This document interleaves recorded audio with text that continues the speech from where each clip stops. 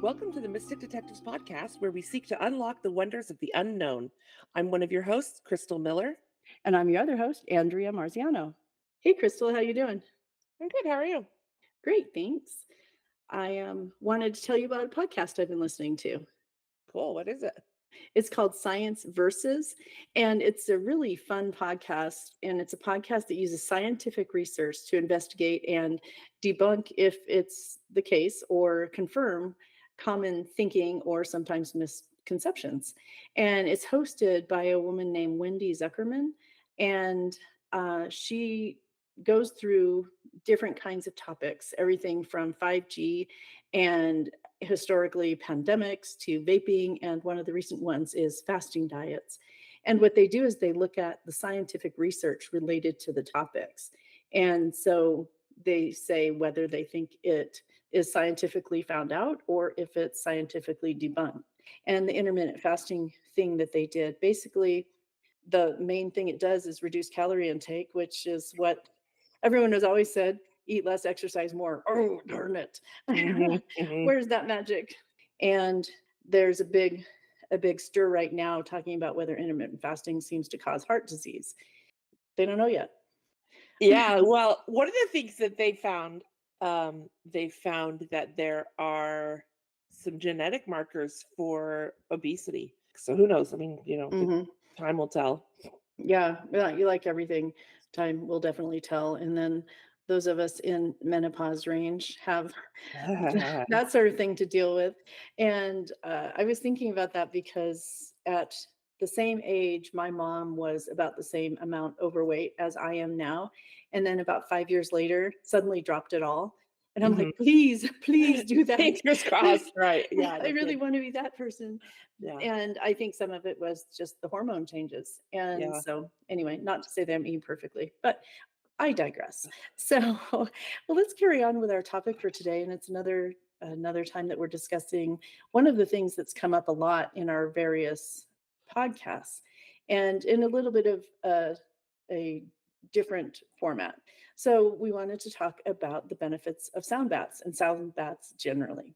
So, first question, Crystal, have you ever had a sound bath or been in a sound bath? I it wasn't called that at the time, but yes, I have.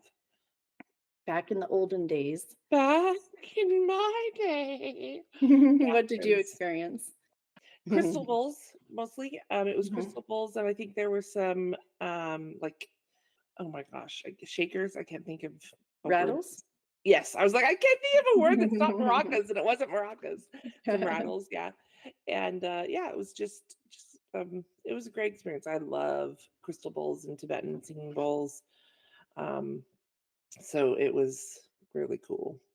Yeah, I do too, and I just got a set of crystal bowls, and I'm very Mm. excited, and a friend of mine and I are going to do some sound baths this summer at our property that has the creeks and the ponds and stuff like that, and so it's really fun. And I also do a sound bath and then teach people how to build a frame drum. And so I love it, and it's a lot of fun. So sound healing is close to me. I have a lot of different sound instruments, everything from the crystal and Tibetan bowls to bells and rattles and several types of drums. What about The maracas?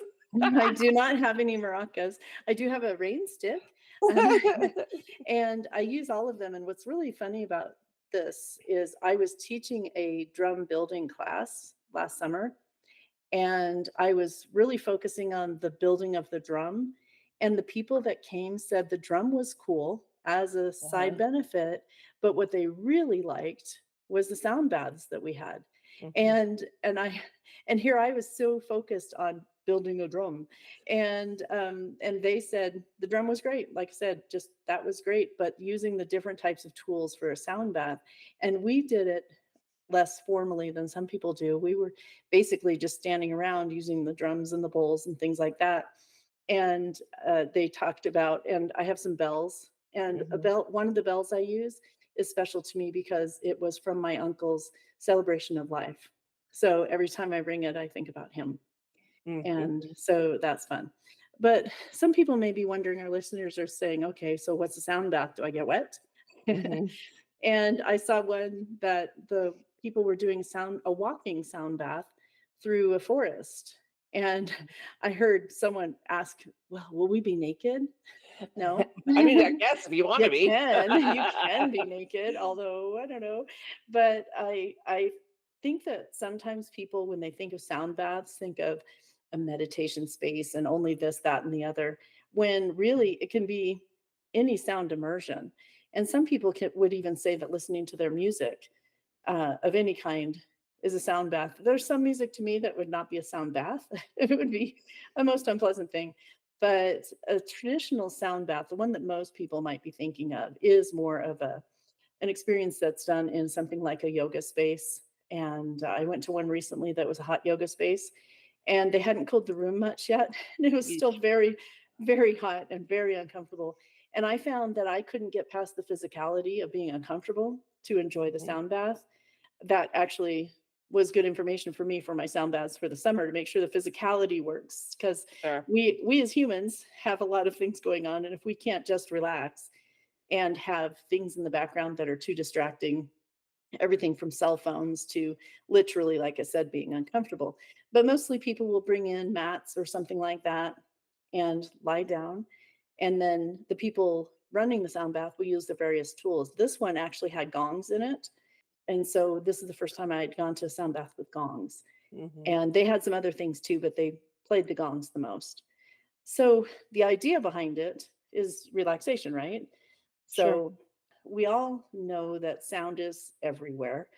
And in our environments now, we have so much sound bombarding us, either heard or unheard. Mhm. And there's a lot of that going on. So, sound bath is designed to soothe that, to calm that. And we've also talked about different sound frequencies and things like that in some of our other podcasts. So, Right. dear listener, if you hadn't heard that, please go back and listen. And also remember, the video team did a video with Nicholas about his frequency and resonance Mhm. machine and program that he built. And Mhm. there's a lot of different ways to get there. And so I think a lot of it depends on how a person wants to do it. They can walk naked in the forest, Sure. or, or they can just sit anywhere on their own. And sometimes just listening to birds. Have you ever been somewhere where you just listen to birds and that's just so relaxing? Yeah, for sure. And Yeah.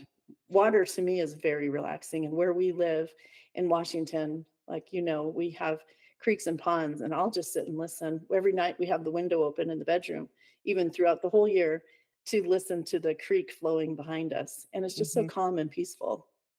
Fire is something I enjoy listening to. And then, yeah, I was thinking this whole time, I've been thinking, you'd mentioned that people bring mats and they may be thinking of this, a sound bath is strictly um, something that's calm and meditative and sort of thing. But really, when you consider it, drum circle is a sound bath. Mhm. I was at a powwow. I live in Oklahoma now, and there's a lot of powwows, and there were some Kiowas doing a drum. Um, Gosh, drum competition. I don't Mhm. I honestly can't remember what my friend called it, but it was 2 groups of Kiowas sitting across from each other, and basically, it was like they were competing with their drumming, and it was so loud, but it was Wow. also so beautiful, and, like, when you can and when you consider that that's kind of the polar opposite of you know, meditative yoga music or crystal bowls sort of thing, but Mhm. I mean, it was absolutely definitely a sound bath in that case, Wow. You and, were yeah, totally immersed in it for sure. absolutely, yeah, yep, Yeah. exactly, it was Well, amazing, that's awesome. I want to come and do one of those. yeah, And one of the things too that people will experience in a sound bath, like you said, is that total immersion.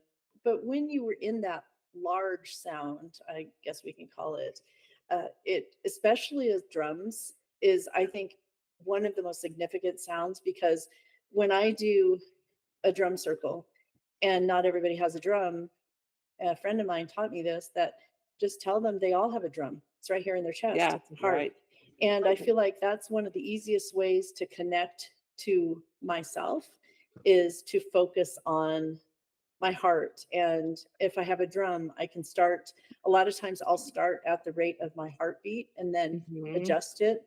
And that can be a good way to go. And people can do drum, or excuse me, sound baths in any way. I read something one time that said, remember, a sound bath isn't a concert. So Right. what a person does not have to be especially skilled. They may want to be at least proficient on the instruments they're using, but more of it to me, and the sound baths that I've gone to that I have felt have been the most successful have been the ones that I felt that the people were the most intuitive, where Mhm. they had a flow. So some of the things that I've learned about doing sound baths is they start with a grounding sound, which is the deeper tones and maybe that heartbeat drum, and Mhm. then move through other instruments, wind instruments and things like that, and other percussion instruments, because it can assist a person to calm their system and cycle through. And a lot of people end with a water sound, like the rain stick I was talking about, or there's some drums that have beads in them, or some rocks or something, and it's just, Mhm. it moves and it sounds like the ocean. So that Mhm. brings people back around and keeps them in the light, a light kind of frame of mind. And and a lot of people have been doing sound baths for generations and generations. I mean, I don't think there's any culture that didn't do some sort of drumming or something. It's funny you said a sound bath is not a concert, but on the flip side, a concert can be a sound bath. Mhm. Especially when you'd said that there is some music, I guess, that you wouldn't want to necessarily be in a sound bath for. But Mhm. my immediate thought was taking my kids. I took them to a Black Sabbath concert, and so Oh. they were younger. Yeah, yeah. Anyway, and they loved it. And like did they know any Black Sabbath songs? No, but they absolutely loved it, and I feel and they came away from it energized and Mhm. whatever, and it just that I keep coming back to that, this idea of being in an Ozzy Osbourne sound bath, right? Like, yeah. Yeah. Well, and we all know that different types of music can provoke or emote different types of feelings or experiences. Mhm. And typically, when people are talking about sound baths, they're talking about doing it for stress reduction.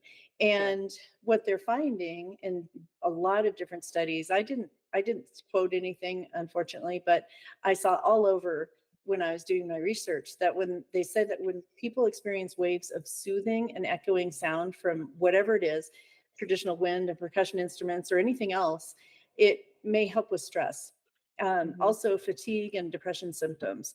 And more people are being advised to have those sound bath experiences for their depressive issues because they really seem to make a difference for people. And also with the reduction of stress, it seems to be associated with the conditions like diabetes and heart disease, because they are finding actual empirical evidence that people's blood pressure and heart rate and all of that will go down when they're in a sound bath versus an Mhm. Ozzy Osbourne concert, which I get is great.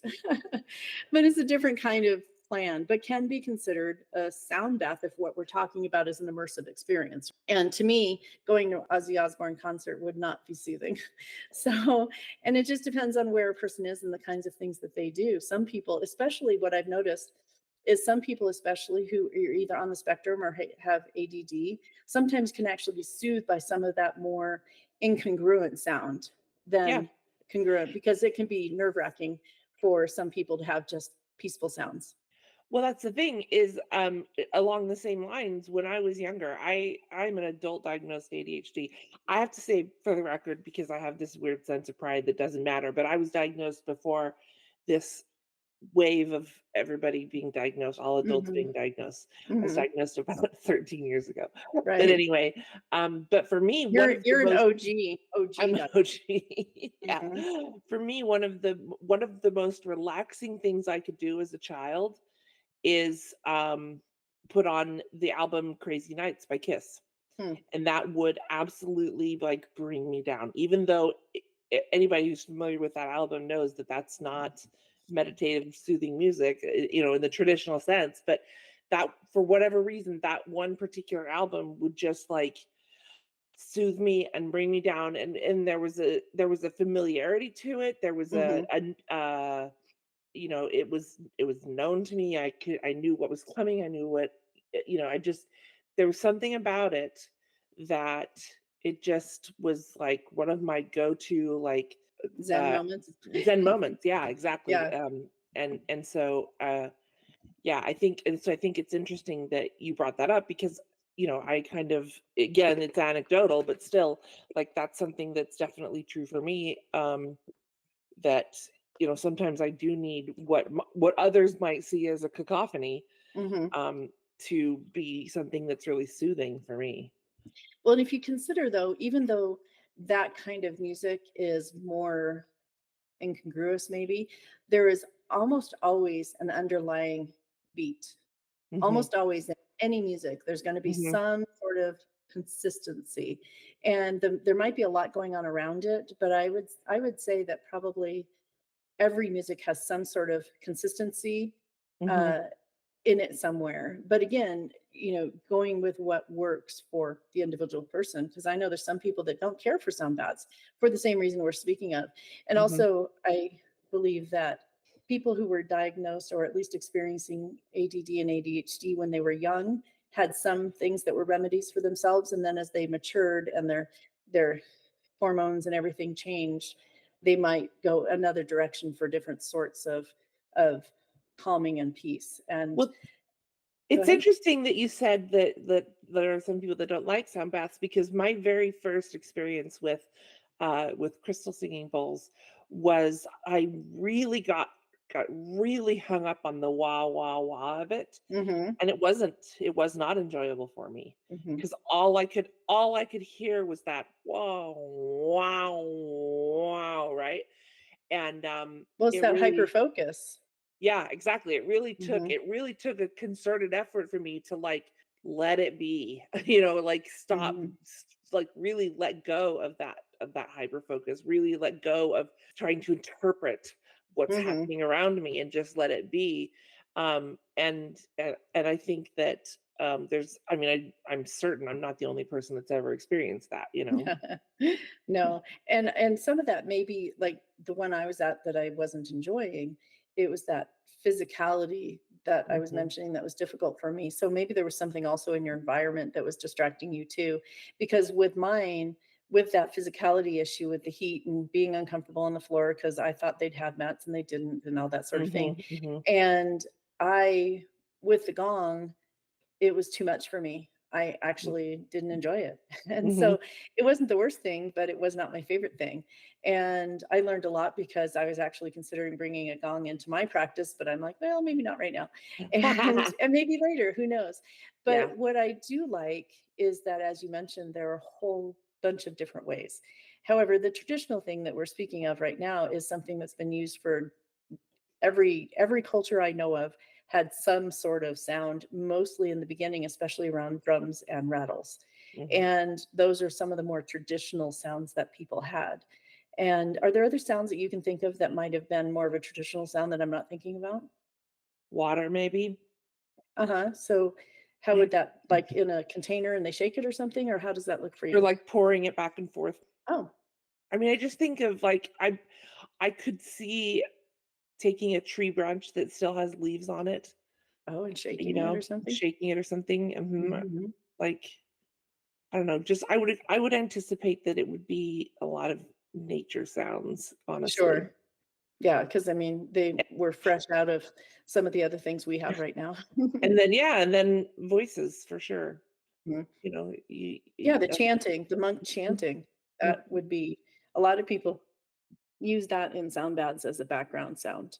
yeah, Or like gone to several different people that have different healing modalities that will have something along the chanting or something going on in the background.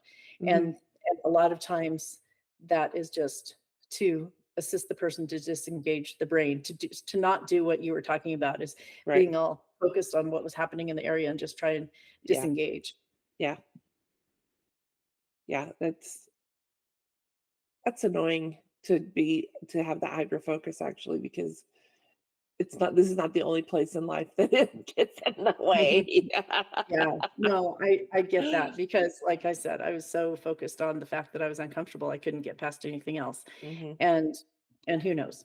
But one of the things that has been studied is people talking about it, before going in the bath and then after their sound experience, how they felt. And almost everyone, except for some of these different experiences, will feel a level of peace and comfort and calm. And so that's nice. And if it doesn't work for you, then don't do it. But sometimes just doing it, being more exposed, can reduce some of that other stuff that's uncomfortable. Maybe come into a sound bath that is a little bit more quiet and a little bit less consistent, for so you don't focus on that, or mhm, a tool that might be better, because maybe you would, instead of a crystal bowl, you might have enjoyed a drum or flutes can be a good part of it as well. Anything that has, what they recommend is having something that has smooth and but overlapping sounds. So most people will do a sound bath with more than one person. So one person can be playing an instrument and another one can merge in and then they change. And it's kind of like a wave. mhm, And that's what can be really good for it.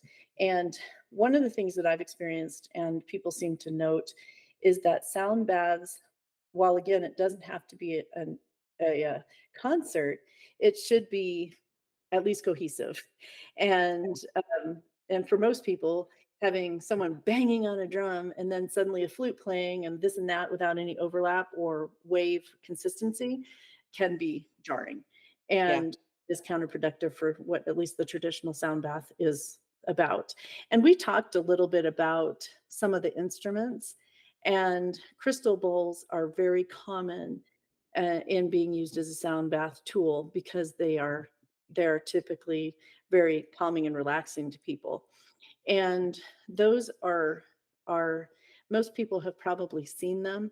They look like glass bowls because they are made of, I'm not even sure exactly what the material is. Do you know, Crystal, what they are made of? I have no idea. They're called crystal bowls. I'm not sure that they actually are crystal, but they have different, in my set, there's 7 for the chakras. And so each frequency is intended to deal with the chakra involved. And I like that about it, but that doesn't mean that's the only way it can go. It's not, it doesn't have to be played in a sequential order. And so the crystal bowl is a fun way to go. Although crystal bowls are very heavy and they can be difficult to carry around. So most people who use crystal bowls consistently will do their sound baths in one location. It's a little bit easier. And then the other Sure. thing that's common are Tibetan singing bowls. And those can be actually ancient. I know you had some in your store. Do you know how old some of the bowls you got were? No, And I I don't think they're typically brass or copper, right? yeah, they are. They're typically brass. Mhm.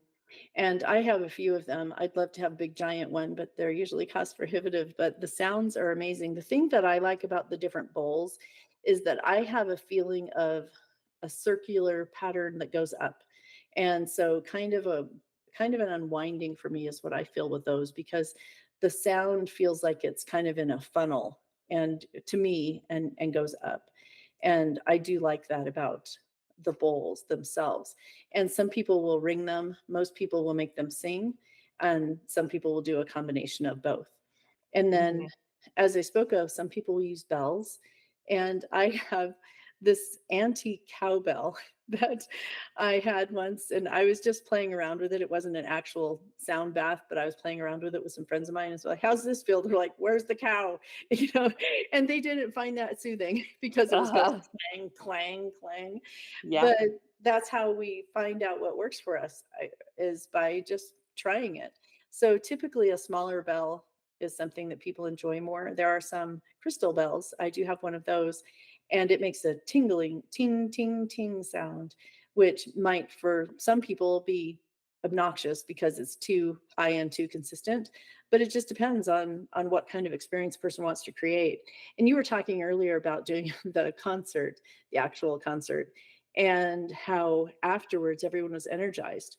Well, most Mhm. people who do a sound bath will leave people in a more energized state, which is why I said they usually finish with sort of a water sound. Because while it's soothing, it's also sort of enlightening and building and that sort of thing. And the final thing that most people will use is the gongs we were talking about. And gongs can raise variance from the size of something that will go on the desktop to gongs that are bigger than I am as far as Mhm. height, well, width too. But and so they vary. The bigger they are, the deeper the sound is usually. Mhm. And so people use it in different ways. And then again, like I said, some people will bring other things in. I have one of those steel drums, the kind that typically Jamaican music is played on. And if I Mhm. play it very lightly, it can blend in. But if I play it too loud, it's just a little bit too jarring. Mhm. And, I love doing it outside, but I also love being outside. And we're gonna have a podcast soon about being outside and grounding, and so this is something that can play into that. So, did you find anything on the Yeah, they're made of quartz crystal. okay. Wow, So, those are which big, makes big yeah. crystals then. So they grind it into a powder Mm, and then yeah, reform it into a bowl. And then probably dye it if it's, typically it's clear quartz, so they just dye mhm, it for the color. hmm, But yeah, there are some that are made with a combination of crystal and glass, mhm. but for the most part, they're just made of quartz crystal. Wow. Another thing I was thinking about, that it's probably not typical as much here in the US, but that I think would be really supportive of a sound bath would be a didgeridoo. Oh, yeah. I find the sound of a didgeridoo very, very calming and very, grounding, to be frankly. And that's the one that's sort of a twang sound, right? It's more like a a low tone. It sounds so stupid, like a that's like a Oh, so almost like a gong in motion. kind of, Sound. yeah. Oh, okay, cool. Yeah, that's not actually what I was envisioning, so I'm glad you mentioned that, that's good. So, again, we talked about how there's been some scientific research about sound baths, and some studies have found that there is a positive effect on mental and physical pain. Now, when we talk about things like, biofeedback, sometimes that's also surrounded with sound, and it's been shown that that really assists a lot of people. But, the research I did, it said that there is some evidence that this sound can help. There's more research that may be necessary. But some of the things I Mhm, did find that was positive, again, is that it might help things like depression and anxiety. And there was a 2016 study of 62 adult people, and they gauged their feelings before and after a sound bath and a sound bath meditation session. Most people, when they do sound baths, will have some level of meditation where a person might be walking them through the experience, saying things along the lines of envision this or mhm, feel put all your energy out to the ground or something that works in their session. Everybody does it a little bit differently. But what mhm, they did find by these self-reporting things is that people reported that their tension, anxiety, and negative mood decreased significantly after the therapy.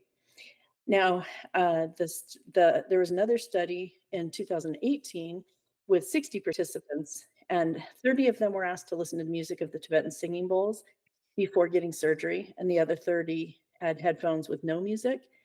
They analyzed it and they found that the heart rate and other vitals that indicated anxiety improved with the ones who were given the headphones with the music. mhm, So while that's not empirical evidence, that is something that is substantial. If 30 of them experienced more calm and less anxiety, then that's huge. Also, we know because as we've mentioned before, dear listeners, we're both nurses, we know that pain control is a big problem, mhm, especially post-op. And when you have people who have reasons that they cannot take narcotic medications for whatever reason, then what are the options? What can they do? So the sound therapy may be a really good tool to assist with that sort of pain control and also the the just the overall well-being because when a person is tense their muscles are going to be tense and tight, which, especially after most surgeries, having tight, intense muscles is not going to decrease pain. It'll, in fact, increase pain. And Sure. also, there's been a lot of studies showing that when people are really stressed, their healing ability, their physical healing ability is reduced, and their likelihood of having infection or anything like that is increased because their body is so stressed. And then adding, whether it's a surgery or illness, on top of it, the body may not be able to handle it as well. Yeah, it's overload for sure. Yeah. Yeah. And so that, if this, even if all it can do is help a little bit, it seems worth it to me. And I recommend a lot of people do this and use frequency. I have a program I work with that will build a personal sound bath, a personal frequency list that a person can listen to reduce anxiety, decrease fear, things like that. And there's a lot of different ways that that can be done. And so I love that even though it's not huge giant studies, there's enough evidence that it certainly is not going to harm anyone from anything that they've seen. Yeah. And so that's awesome. And in 2020, there was another some more research done, and they analyzed 4 studies that had been done, and they said, well, we think it's good. And they did analyze it, and they noticed that even though people were doing self-reporting, which can be unreliable because Yeah. it's so subjective, but really, why does it matter? Because the person is subjectively saying it helped. Yeah. Fine, that's great, good news. And the study showed that it was actually consistent in the different studies that they looked at, that there were improvements in the distress mood, tension, anger, and confusion after the sound bath. And they were specifically using Tibetan singing bowls, but I get that that would probably be true for other methods. And one of the reasons I think they use the Tibetan bowl is because they just are centuries old. And Mhm. so it's been something that's been used for a very long time. So also in the study I mentioned from 2016, they excuse me, they were asked whether they were in pain after they had the headphones on and everything, and they ranked their pain on a scale of 1 to 5. And they said before the sound bath, they tended to rank their pain higher than afterwards. They didn't have a consistent, like everybody said now their pain was at a 2, but they did say that everyone reported the pain was less. And the numbers could be different, but that it was less. So, again, more study is needed for more research and things like that. But for heaven's sakes, for something that appears to have no detrimental effects, Mhm. then it seems really worth the uh the try, the go for it. So, Yeah, sure. I mean, what have you got to lose, right? right. It's like, turn that stuff off. Okay. Yeah. Now, and I know we were sort of joking earlier about the concert and things like that, but one of the things that I realized when I was doing research, that I was wondering if a sound bath is different than musical therapy, because like we said, music will invoke certain things in us. Some music can really be agitating and make people angry, where some people, the same music won't. But one of the things that the main difference is, because music therapy works really well too, some of the same things. However, they noticed that because of the connection with the guided meditation and sort of a yoga zen feel, if you will, it seems to have more soothing for more people. And also, one of the things, like I mentioned before, is that meditation piece is the piece that may be able to take people's mind off of things, and then the music Mhm. can do their therapy or healing, if you will. Mhm. And so the difference, though, is that the music therapy does incorporate specific kinds of music to sort of mold how they'd like a person to feel. Sure. And it's something important to be trained for. And people spend I know people that have master's degree in music therapy, Mhm. and then they use it a lot differently. What's good is that both of them can have a place, and they can heal people's energy and calm them down and things like that. And so I think that's really good. And to know what could be useful to you and what isn't. Like you said, sometimes that music when you were a kid could assist you to process complicated or difficult emotions, right? Yeah, for sure. Now, in our vast scientific study, have you found that with your kids? Is there anything that you've noticed might be consistent with them for sound? All of my kids are music people Mhm, for sure. They definitely have some different tastes than I do, which is also, I'm sure, somewhat generational. mhm, But yeah, all of them tend to use music to calm down, to de-stress. mhm. Yes. Yeah, yes, resounding yes. And what's interesting, my kids listen to music. I really actually don't know what music my son listens to now.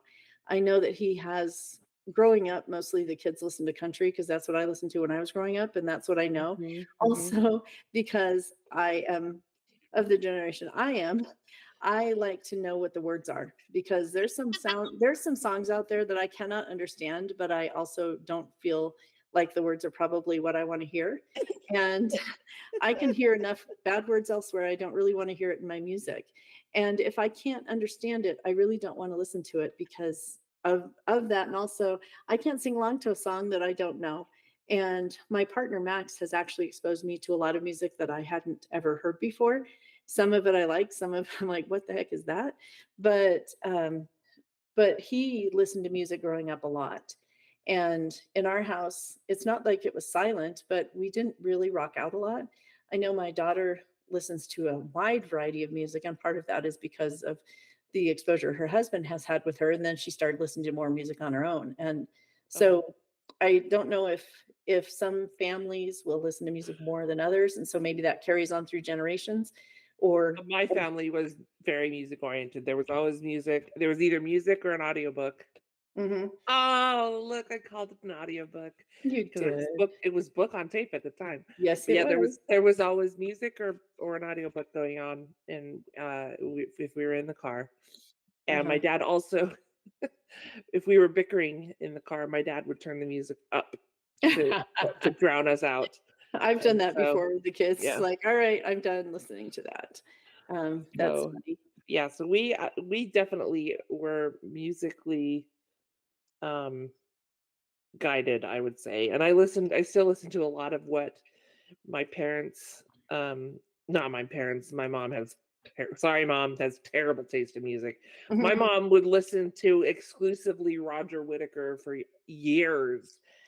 Years. And for anybody who doesn't know who Roger Whittaker is, you're be glad. Don't look him up. Just kidding. Sorry, Roger Whittaker. He's just a guy who does covers of other like easy listening music that I don't know. He's Roger Whittaker. I don't know. But anyway, but my dad, it's funny because my dad was a lot of people talk about how their boomer dad was like taught them the Grateful Dead or Led Zeppelin or not my dad. My dad taught me Kenny Rogers and Neil Yeah, Diamond and me too. and the Temptations and Three Dog Night.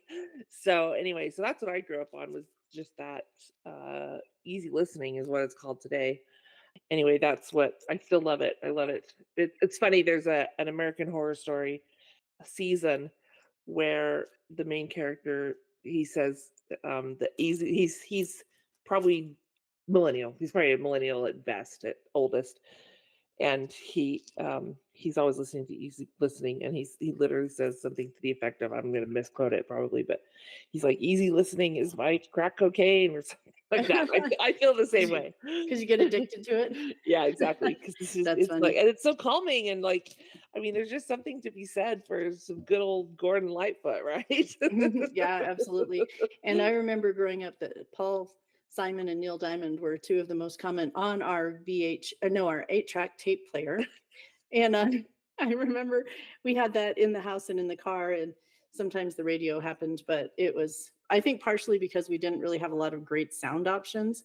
Mhm, We mhm. didn't listen that much, but I know my sister and I listened to the radio, mostly the easy listening sort of stuff. Well, this I love that music and sound has been weaved through almost every time we talked with people because Yeah. more and more people are noticing frequencies affect us. Yeah, and that definitely. frequencies are everywhere. So Well, there is it goes back to our crystal conversation, right? Like mhm, everything has a frequency. We have a frequency, and when we meet those frequencies together, they tend to want to match. mhm. And so, we can alter our physicality in some way by those matching frequencies that lift us up, or that, are healing frequencies or whatever. So, Yeah, and when we were talking about what I consider discordant energy, uh-huh. so there are some people that their discordant energy will, as you talked about, be resolved by Led Zeppelin. Some people, it will be Tibetan bowls. Some people, it will be monks chanting. Some people will just be singing, doing the scales, something like that. And I think that's important to be able to find something that works. There isn't a lot of evidence that suggests that there's any negative side effects Sure. from sound baths. In fact, I didn't see any that said that was negative. Maybe people didn't enjoy it, Yeah. but there wasn't negative. It's not like anybody got sicker from a sound bath that I found. And one of the things that's nice is it can be easier than other meditative practices because while someone who runs a sound bath session will walk someone through a meditation, I can and I do use my drum or my crystal bowls and do my own sound baths. Sure. And I just follow my heart. I really do that in all of the sessions I do, whether it's for myself or for others. And that's one of the things I love about it. And you don't have to have a lot of talent or discipline or anything to beat a drum. It just really Sure. just do it. Sure. Sure. And I think it reminds me of something that when I started using essential oils, well, how do I do it? What do I do? And they said the first step is open the bottle. And I think that with all the instruments I have, the first step is just play them. Yeah. And I have I took clarinet when I was in 6th grade, but other than that, E I know, and I did it for a few years and then I started writing tracks. So other than that, I really don't have a lot of musical experience. And so it's nice when I heard that it doesn't have to be a concert thing, that helped free me to be able to just do what I felt. And that was really nice. But while these things can assist with things like depression and diabetes and heart disease, please remember it is not a full therapy. a cure So a if cure, right, or a full if therapy, right? if a person is on medication, we're certainly not saying stop those medications or anything like that. What we're saying is see if this could assist you. And there are a lot of things on YouTube and all over that have sound baths, and they can be. I've seen some as short as 10 minutes. I've seen some that would run consistently or continuously. And depending on what the goal is of the person, is depends on what kind of sound bath they might want to listen to. So Yeah. I like that there are different options. And then as a person listens, they can find what calls to them. And I would guess that most people who are listeners are in areas that have sound baths available. Yeah. And many of them are free. Some of them are donations. Some of them are full charge because that's the business that the people are doing. So I just invite people to try, see what fits them, and And go you can from there. always, always go to YouTube or Spotify or wherever you listen to your music, and I'm sure you could even just put in sound bath. One of the things that I really like is the hand pan. Um, I do too. oh I love that. gosh, so beautiful. Hmm. And so, well, I was gonna do it and I forgot.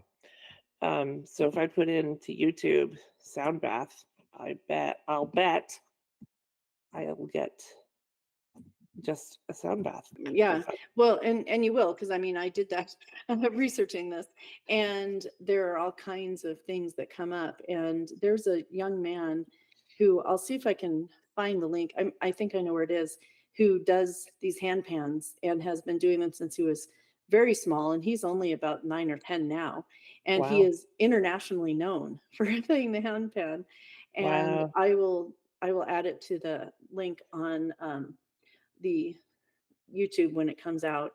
But I really liked listening to him, and I liked how it was obvious that he was just really intuitive with what he was doing. And the sound he makes is quite amazing. And one of the things you were talking about, dueling drums, well, Mhm. he was doing a thing with a guy who they weren't dueling per se, but they were both playing their own thing. And what I found fascinating is that while they had totally different styles, they intermingled because the underlying sound is similar. Yeah. And so That's so one of the things I've noticed is that if a person is gonna be playing multiple types of instruments or things like that in a sound bath, it's nice to have the underlying tone to be similar. Now it can go up and down with each of the instruments over the sound bath, but it's nice to have that tone again so it's not discordant. And because that can really take away the moment. And so anyway, any other thoughts about sound baths or anything like that? no, I just recommend that, that our listeners try them, see what works for them. And you know what? If it's Kiss or Ozzy Osbourne, that can work too. Yeah, that's true. Whatever fits. So I again, like you said, invite people to listen to sound baths on YouTube or go in person. I really feel for me, the in-person sound baths are far better than this type that I can hear on YouTube just because it's a whole immersive experience. And Sure. if I use the bone conducting headphones, it's better for a sound bath that I'm listening to on YouTube because I feel that vibration. Sure. And but when it's in person, it's an in-person vibration, and I can feel that as well. Yeah. And Yeah. so I prefer it, but it's not always possible to go. And in the middle of the night, probably no one's willing to do a sound bath for me. Weird, I know. Weird. And my partner doesn't always like me starting pounding on drums at 3 o'clock in the morning. I have done it though. But, anyway, all right. Well, why don't we invite our listeners to share their stories if they've had sound bath experiences, or maybe they do sound baths, and see what they can share with us. Yeah. And we think you're rad. Thanks for being our listeners. Thank you. We love to hear from our listeners. Please contact us at mysticdetectives.com to leave a comment, share a story, or ask a question. As always, we invite you to subscribe, share, and leave reviews to support the podcast. Thank you for listening. We'll see you next week. Stay curious. And keep exploring.